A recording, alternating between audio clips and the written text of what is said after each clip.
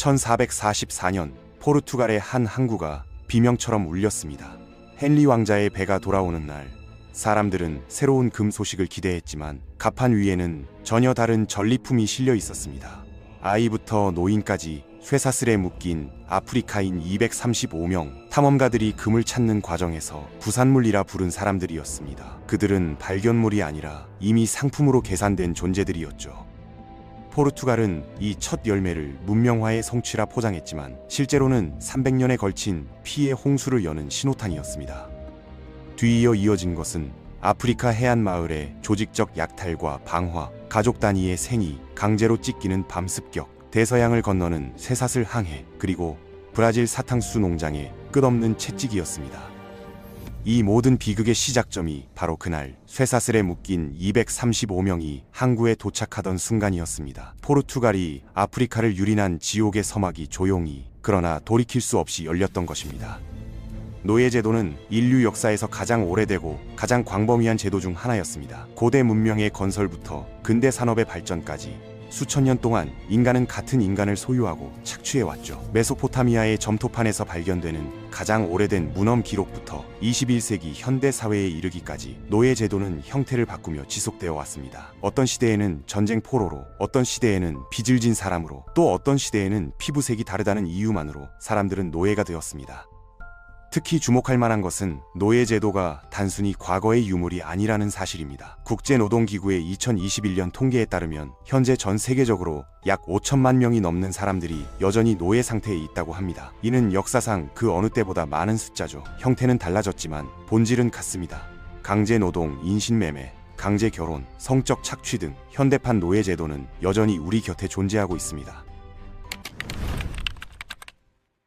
기원전 만년경 인류는 중요한 전환점을 맞이했습니다. 수렵 채집 생활을 떠나 정착 생활을 시작하면서 농업과 축산이 발달하기 시작했죠. 식량 생산이 안정되고 인구가 증가하면서 사회 구조도 복잡해졌습니다. 더 많은 땅을 소유하고 더 많은 식량을 생산하는 사람들이 엘리트 계층을 형성했고 사회적 불평등이 심화되기 시작했습니다. 이것이 노예제도가 탄생하게 된 배경이었죠. 메소포타미아에서 문자가 등장하면서 우리는 노예제도에 대한 최초의 구체적인 증거를 얻게 됩니다. 점토판에 새겨진 기록들은 당시 노예들이 어떻게 거래되고 사용되었는지를 보여주죠. 노예가 되는 경로는 다양했습니다. 전쟁에서 패배한 포로들이 가장 흔한 경우였고, 빚을 갚지 못한 사람들이 스스로를 노예로 파는 경우도 있었습니다.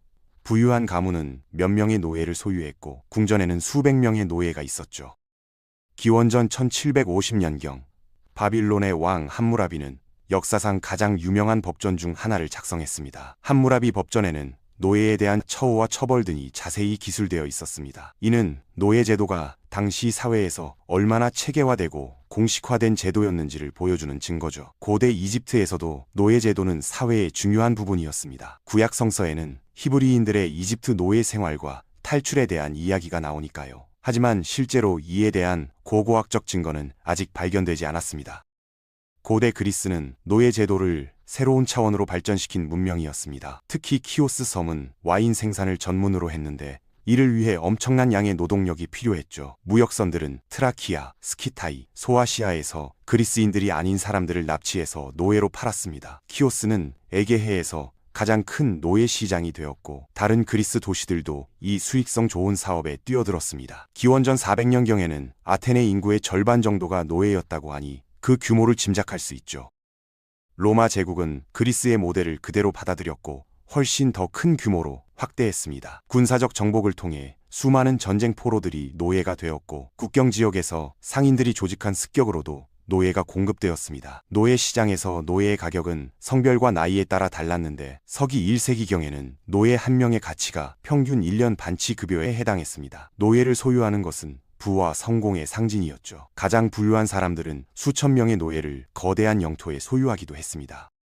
노예의 삶은 그들이 어떤 일을 하느냐에 따라 크게 달랐습니다. 광산에서 일하는 노예들은 가장 가혹한 환경에 놓였고 집안일을 하는 하인들은 비교적 나은 대우를 받았습니다. 교육을 받은 노예들은 회계나 행정 같은 중요한 직책을 맡기도 했죠. 이런 차이에도 불구하고 그들은 모두 주인의 재산이었고 언제든 팔리거나 처벌받을 수 있는 존재였습니다.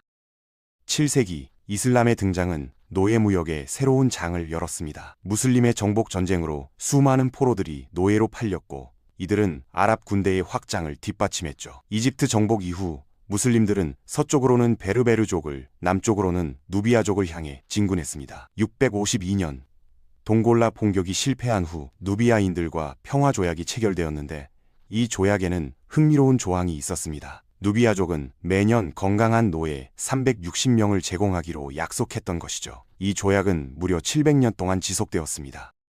북아프리카에서는 60년간의 저항 끝에 베르베르족이 정복당했습니다. 많은 베르베르족이 포로로 잡혀 노예가 되었는데 흥미롭게도 이에 대한 반응으로 많은 사람들이 이슬람으로 개종했습니다. 무슬림을 노예로 삼는 것은 금지되어 있었기 때문이죠. 이것은 종교가 노예 제도와 어떻게 복잡하게 얽혀 있었는지를 보여주는 사례입니다. 같은 시기 북유럽에서는 바이킹이 바다를 지배하고 있었습니다. 그들의 습격과 약탈은 전설이 되었지만 사람들이 잘 모르는 것은 바이킹이 노예 무역에서도 큰 역할을 했다는 사실이죠. 습격을 통해 잡은 포로들은 노예가 되었고 특히 수도원에서 교육을 받은 사람들은 베니스나 콘스타티노플에서 높은 가격에 팔렸습니다. 동쪽에서는 바레그라고 불리는 바이킹들이 드네프르 강을 따라 콘스탄티노플까지 이어지는 무역로를 통제했습니다. 그들이 판매한 슬라브 노예들이 너무 많아서 영어의 슬레이브라는 단어가 슬라브에서 유래했다는 게 어원학계의 정설입니다.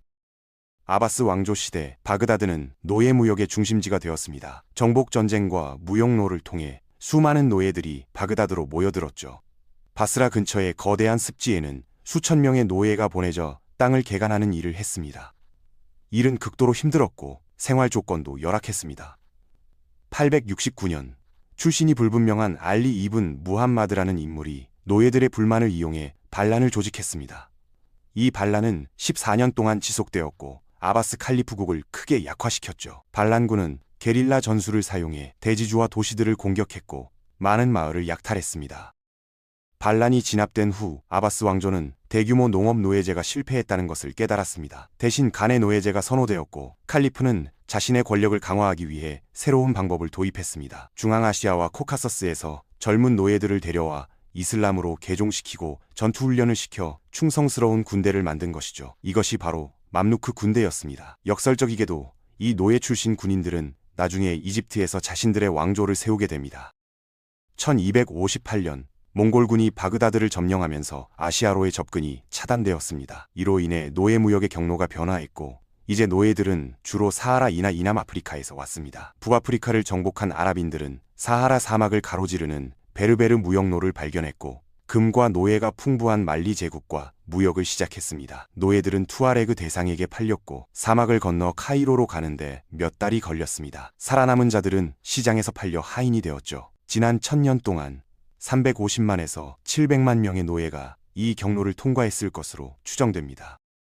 유럽에서는 포르투갈이 새로운 시대를 열고 있었습니다. 카아벨이라는 새롭고 기동성 뛰어난 선박을 개발한 포르투갈은 아프리카 해안을 따라 탐험을 시작했죠. 수많은 금광을 소유한 아칸족을 발견한 후 그들은 상투메라는 무인도를 발견했습니다. 1483년에는 콩고 왕국에 도착해 외교 및 무역 관계를 시작했습니다. 포르투갈은 도자기와 총기 같은 유럽 상품을 제공하고 노예를 받았습니다. 이 노예들은 이베리아 반도로 보내지거나 금과 교환되거나 상투메의 사탕수수 농장으로 팔렸습니다. 상투메의 기후는 사탕수수 재배에 완벽했고 당시 설탕은 유럽에서 매우 귀중한 상품이었습니다. 아시아에서 들어온 향신료, 아프리카의 금과 노예, 그리고 설탕 덕분에 포르투갈은 엄청난 부를 축적했습니다. 1세기도 채 되지 않아 리스본은 유럽에서 가장 부유한 도시가 되었죠. 하지만 이 부는 수많은 아프리카인들의 희생 위에 세워진 것이었습니다. 1595년 상투메에서 노예들이 반란을 일으켰습니다. 당시 노예들은 섬 인구의 다수를 차지하고 있었죠.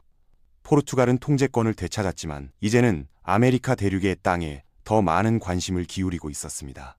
그곳에는 이미 30만 명의 노예가 사탕수수 재배에 동원되어 있었습니다. 대서양에 접근할 수 있는 서유럽 국가들은 점차 포르투갈의 모델을 따랐고 세계 대륙을 잇는 세계화된 노예 무역이 시작되었습니다. 네덜란드, 영국, 프랑스는 이 새로운 무역을 장악하기 위해 회사를 설립했습니다. 삼각무역이라 불리는 이 시스템은 악명 높은 효율성을 자랑했죠. 배들은 유럽에서 직물, 금속, 무기를 싣고 아프리카로 갔습니다. 아프리카 해안에서 이 상품들을 노예와 교환했습니다. 노예들은 전쟁 포로이거나 납치의 결과였죠. 수백 명의 노예가 끔찍한 환경 속에서 배의 화물칸에 갇혀 몇 달 동안 대서양을 건넜습니다. 중간 항로라 불린 이 여정에서 많은 이들이 질병과 학대로 목숨을 잃었습니다. 대부분의 노예는 브라질과 카리브해로 향했습니다. 이 지역의 기후는 사탕수수 재배에 이상적이었을 뿐만 아니라 커피, 면화, 담배 재배에도 적합했죠. 유럽인 대지주인 농장주들은 노예를 귀금속과 지역 특산품으로 교환했습니다. 그런 다음 배는 유럽으로 돌아와 남미에서 사온 제품을 판매했습니다. 이 회사들은 막대한 이익을 얻었고 점점 더 많은 운송을 조직했습니다. 서유럽은 아프리카의 노동력과 아메리카의 경작지를 희생시키며 빠르게 부유해졌습니다. 유럽 국가들은 이익을 확보하기 위해 이 시장을 통제하는 새로운 법률을 제정했습니다. 항해법, 흑인법전 같은 법률들이 만들어졌죠. 유럽에서는 설탕 정제와 수공예품 제조에 대한 높은 수요로 많은 일자리가 창출되었습니다. 시장에 남미산 제품이 풍부해지면서 가격이 낮아져 더 많은 사람들이 구매할 수 있게 되었습니다. 하지만 이 번영의 이면에는 엄청난 인간적 비극이 있었습니다. 아프리카에서는 노예에 대한 수요가 너무 커서 노예의 가치가 급등했고 이로 인해 노예 무역을 장악하기 위한 전쟁이 일어났습니다. 납치는 내륙 깊숙한 곳까지 조직되어 때로는 마을 전체가 습격당했습니다. 노예들은 손에서 손으로 옮겨지며 해안까지 끌려갔고 결국 유럽 선박에 실렸습니다. 이 과정은 아프리카 사회에 깊은 상처를 남겼고 그 영향은 오늘날까지 이어지고 있습니다. 1781년 종호라는 영국 선박에서 끔찍한 사건이 벌어졌습니다. 이 배는 네덜란드로부터 납포한 것으로 수용 인원의 2배에 달하는 442명의 노예를 태우고 아프리카 해안을 출발했습니다. 이 개월간의 항해 끝에 배는 목적지인 자메이카 섬에 도착했지만 선원들은 그것을 생도맹그 섬과 혼동하고 서쪽으로 계속 항해했습니다. 500km를 더 항해한 후 선장은 자신의 실수를 깨달았죠. 돌아가는 데는 10일 이상 걸리는데 배에는 그만큼의 식수가 없었습니다. 그러자 선원들은 충격적인 결정을 내렸습니다. 여성과 어린이를 포함한 노예 132명을 바다에 던진 것이죠. 자메이카에 도착한 노예는 208명뿐이었습니다. 탐험을 조직한 회사는 보상을 위해 보험회사에 청구했지만 거절당했고 런던에서 재판이 시작되었습니다. 이 사건은 여론에 큰 충격을 주었고 폐지론 운동을 강화하는 계기가 되었습니다. 노예 무역 폐지를 위한 협회가 설립되었고 영향력은 아직 약했지만 선박당 노예 수를 제한하는 최초의 법률을 통과시키는 데 성공했습니다. 프랑스에서도 흑인 친구 협회 같은 폐지론 단체가 등장했지만 강력한 노예 로비 앞에서 그들의 영향력은 제한적이었습니다. 당시까지 약 770만 명의 아프리카 노예가 아메리카로 이송되었고 영국과 프랑스가 이 시장을 지배하고 있었습니다.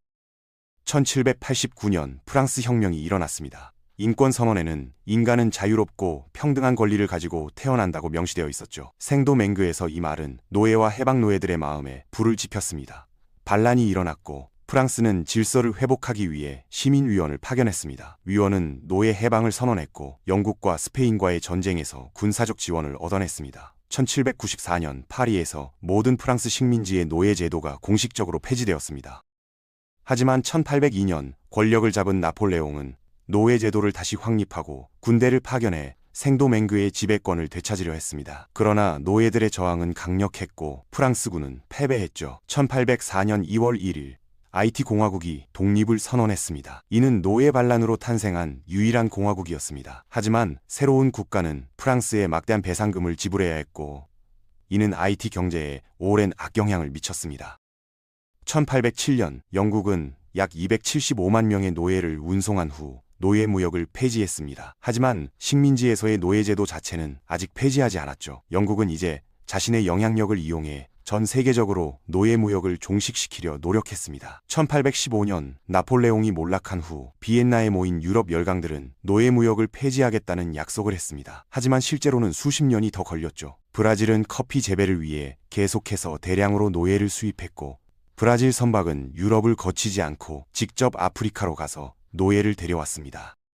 1833년 영국은 노예 제도를 완전히 폐지했습니다. 이후 영국은 산업혁명에 의존하게 되었죠. 증기기관의 발명으로 공장 생산량이 증가했고 섬유 산업이 폭발적으로 성장하면서 면화 수요가 늘어났습니다. 미국에서는 해안 근처에 살던 노예들이 미시시피 강을 따라 이동하여 면화 생산에 동원되었습니다. 1848년 프랑스가 노예 제도를 폐지했고 약 25만 명의 노예가 해방되었습니다. 농장주들의 손실을 보상하기 위해 국가는 그들에게 급여를 지급하고 주로 인도와 중국에서 값싼 노동력을 수입하는 것을 허용했습니다. 미국에서는 남북전쟁과 북부군의 승리 이후 노예제도가 폐지되었습니다. 하지만 해방 노예들의 상황은 여전히 복잡했습니다. 그들은 종종 개토에 갇혀 통제를 받았고 많은 경우 권리나 수입 없이 계속 착취당했죠. 잔지바르는 마지막 주요 노예 무역 항구였습니다. 스와힐리 대상이 아프리카 대호수 지역을 약탄해 포로들을 주로 오만의 농장으로 보냈습니다. 1873년 영국이 그곳의 노예 무역을 종식시켰고 1888년 브라질이 노예제도를 폐지한 마지막 국가가 되었습니다. 1885년 유럽 열강은 베를린에 모여 아프리카를 분할하고 식민지화를 규제하기로 했습니다. 각 나라는 노예제도를 폐지하기로 약속했지만 실제로는 강제노동이라는 이름으로 노예제도와 다를 바 없는 제도가 계속되었습니다. 벨기에 국왕 레오폴드 2세는 콩고를 개인 소유로 획득했고 주민들에게 현물세를 부과했습니다. 이는 강제노동의 한 형태였죠. 자전거 분과 자동차 발명으로 고무 수요가 급증하자 주민들은 점점 더 많은 고무를 생산해야 한다는 압박을 받았습니다. 할당량을 채우지 못한 사람들은 학살당하거나 손을 잘리는 끔찍한 처벌을 받았습니다. 조선에도 인간을 소유하는 질서는 존재했습니다. 이름은 노비. 누군가는 땅과 집을 물려받았고 누군가는 이름과 몸까지 주인에게 속했습니다. 태어나는 순간 신분이 결정됐고 죽을 때까지 벗어날 길은 거의 없었습니다. 어떤 집에서는 가축보다 싸게 거래되었고 어떤 관청에서는 세금 대신 노비를 바치게 했습니다. 조선은 500년 동안 이 제도를 당연한 질서처럼 유지했습니다. 하지만 17세기 후반부터 금이 생기기 시작했습니다. 전란과 흉년이 겹치면서 국가가 더 이상 노비를 부릴 여력이 없어졌고 양반들도 몰락해 노비를 유지할 힘을 잃었습니다. 사회는 천천히 그러나 분명하게 뒤틀리고 있었습니다. 1770년대 영조가 노비의 형벌 남발을 제안했습니다. 1801년 정조 사후에 집권한 순조 정권이 공노비 해방을 발표합니다. 나라가 소유하던 노비 명이 한 번에 풀려났습니다. 하지만 민간의 사노비는 여전히 남아 있었습니다. 19세기 중반 서양의 바람과 개항의 압력이 조선의 오래된 질서를 흔들었습니다. 1886년 사노비 매매가 불법화되었고 1894년 갑오개혁 마침내 조선은 공식적으로 노비 제도를 폐지합니다. 500년 동안 이어진 신분의 족쇄가 그제야 끊어진 것입니다. 그러나 족쇄가 풀렸다고 해서 삶이 곧바로 달라진 것은 아니었습니다. 수백 년 동안 재산 취급되었던 이들의 현실은 법보다 느린 속도로 변했습니다. 해방은 선언으로 끝나지 않았습니다. 조선의 노비 제도는 그렇게 긴 그림자를 남긴 채 근대의 문턱에서 겨우 막을 내렸습니다. 20세기로 접어들면서 노예 제도는 새로운 형태로 변화했습니다. 1930년 소련에서는 굴라그 행정부가 설립되어 강제노동 수용소를 관리했습니다. 정치적 반대자, 소수민족, 부유한 농민들이 감옥에 갇혀 시베리아의 철도 건설이나 광산에서 강제노동을 해야 했죠. 10년 동안 약 700만 명이 수용소에 갇혔습니다. 2차 세계대전 동안 나치는 집중 수용소를 건설했는데 이는 유대인과 정치범을 노동에 동원하여 죽게 하는 것을 목적으로 했습니다. 일본 제국도 수백만 명의 포로를 강제노동에 동원했습니다. 2차 세계대전 이후 걸프 국가들은 차례로 노예제도를 폐지했습니다. 하지만 그들은 고용주가 이주 노동자의 여권을 압수하는 것을 허용하는 카팔라 제도를 유지했죠. 이는 노동자들을 통제하고 떠나지 못하게 하는 현대판 노예제도였습니다. 1981년 모리타니는 사헬 지역에서 노예제도를 폐지한 마지막 국가가 되었지만 일부 민족 집단이 여러 세대에 걸쳐 노예로 살아가는 상황은 계속되었습니다. 1992년 파키스탄은 강력한 지주를 위해 일하던 수천 명의 농민을 해방시키며 노예제도를 폐지한 마지막 국가가 되었습니다. 북한에서는 한국 전쟁 포로와 정치범들이 강제노동 수용소에서 착취당하고 있습니다. 북한은 주로 러시아와 중국에 노동자들을 파견하여 막대한 돈을 벌어들이고 있죠. 2017년 북한이 대륙간 탄도미사일 시험에 성공하자 유엔은 북한 노동자의 귀국을 포함한 새로운 제재를 부과했습니다. 2018년 10월 중국은 신장 위구르 자치구에 재교육 수용소가 존재한다는 사실을 인정했습니다. 일부 수용소는 공장이나 면화밭에서 강제 노동을 조직했다는 비난을 받고 있습니다. 이렇게 노예제도의 역사를 따라오면서 우리는 인류의 가장 어두운 면을 목격했습니다. 고대 메소포타미아의 점토판에 기록된 노예 거래부터 21세기 재교육 수용소의 강제 노동까지 형태는 변했지만 본질은 같았죠. 한 인간이 다른 인간을 소유하고 착취하는 것. 그것이 바로 노예 제도의 핵심이었습니다. 수천 년 동안 이 제도는 문명의 발전과 함께했고 때로는 그것을 뒷받침하는 토대가 되기도 했습니다. 국제노동기구의 2021년 통계는 우리에게 불편한 진실을 보여줍니다. 현재 전 세계적으로 약 5천만 명이 넘는 사람들이 여전히 노예 상태에 있다는 것이죠. 이는 역사상 그 어느 때보다 많은 숫자입니다. 2130만 명이 강제 노동의 희생자이며 그중 303만 명이 어린이입니다. 2200만 명은 강제 결혼의 희생자인데 대부분이 여성이죠. 630만 명은 상업적 성적 착취의 희생자가 되고 있습니다. 전체적으로 여성은 전 세계 노예의 약 70%를 차지합니다. 이 수치들은 단순한 통계가 아닙니다. 각각의 숫자 뒤에는 실제 인간의 삶이 있고 고통이 있고 잃어버린 자유가 있습니다. 현대의 노예제도는 과거와는 다른 형태를 띠고 있지만 본질은 변하지 않았죠. 인신매매, 강제노동, 성적 착취, 강제결혼, 채무노예제 등 다양한 이름으로 불리지만 결국 한 인간의 자유를 빼앗고 착취한다는 점에서 같습니다. 개인적으로 이 긴 역사를 살펴보면서 가장 인상 깊었던 것은 노예 제도가 결코 자연스럽거나 불가피한 것이 아니었다는 사실입니다. 그것은 언제나 권력과 이익을 위한 선택이었죠. 고대 그리스의 철학자들은 민주주의를 논하면서도 노예 제도를 당연하게 여겼고, 계몽주의 시대의 사상가들은 자유와 평등을 외치면서도 식민지의 노예들을 외면했습니다. 이런 모순은 인간이 얼마나 쉽게 자신의 이익을 위해 다른 이의 인간성을 부정할 수 있는지를 보여줍니다. 하지만 동시에 우리는 저항의 역사도 보았습니다. 바스라 습지의 노예의 반란부터 IT 혁명까지 노예들은 결코 순종적인 희생자로만 남아있지 않았습니다. 그들은 자유를 위해 싸웠고 때로는 승리했으며 그들의 투쟁 후 노예제도 폐지 운동으로 이어졌죠. 종호 사건이 여론을 움직인 것처럼 때로는 한 가지 사건이 사람들의 마음을 바꾸고 역사의 흐름을 바꿀 수 있었습니다. 오늘날 우리가 직면한 과제는 명확합니다. 법적으로 노예제도는 전 세계의 거의 모든 나라에서 폐지되었지만 실제로는 여전히 존재하고 있죠. 더 은밀하고 더 복잡하고 더 파악하기 어려운 형태로 말입니다. 공급망 깊숙이 숨어있는 강제노동, 합법을 가장한 인신매매, 빈곤을 이용한 착취 등 현대 노예제도는 우리의 일상과 멀리 떨어진 곳에 있는 것처럼 보이지만 사실은 우리가 소비하는 많은 제품들과 연결되어 있습니다. 세계화된 경제 시스템에서 우리가 입는 옷, 사용하는 전자제품, 먹는 음식 중 일부는 어쩌면 강제노동으로 만들어진 것일 수 있습니다. 이것은 불편한 진실이지만 인정해야 할 현실이죠. 과거 유럽인들이 싼 설탕과 면화를 즐기면서 그것이 노예 노동으로 생산된다는 사실을 외면했던 것처럼 우리도 비슷한 선택의 기로에 서 있을 수 있습니다. 앞으로 노예제도를 진정으로 종식시키기 위해서는 법적 금지만으로는 충분하지 않다는 것을 우리는 역사에서 배웠습니다.